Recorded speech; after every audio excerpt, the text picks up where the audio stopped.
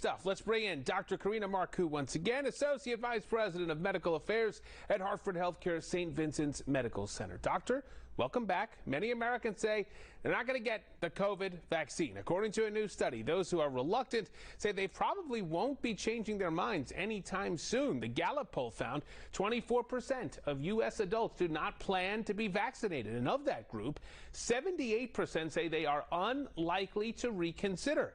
Doctor, is it too late to change minds? And what does that mean for the nation's overall battle against the coronavirus? I think people will continue to observe the science, how good this vaccine is, what difference it makes in our lives. And I believe people will, in time, will reconsider. We also need to do a better job gaining the trust of certain segments of our population, because if you look at other studies that were shown both here in United States and published in JAMA or BMJ in UK, there are certain segments of the population that they are more susceptible to have this vaccine hesitancy. Young population, 18 to 35, people from disadvantaged socioeconomic milieu. So we just need to reach out and make sure we do a better job of educating people about a vaccine and why it's important.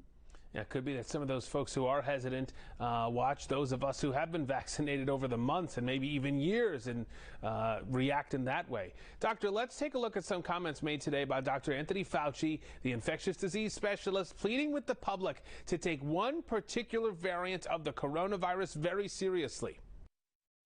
This is a situation the way it was in England, where they had a B117 dominant and then the 617 took over. We cannot let that happen in the United States.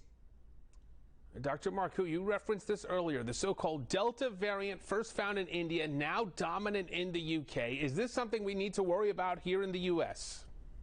Yes, I think we need to be concerned about that. When you see an increase of 50% of those infection cases, and if we have to remember that UK has 77% of their adult population had received at least one vaccine, and 54% they're fully vaccinated, pretty much like us. And in that context, to see an increase of 50% because of this variant that is, it's more transmissible, it's more contagious, 40%. So I think it's really becoming a race against this infection.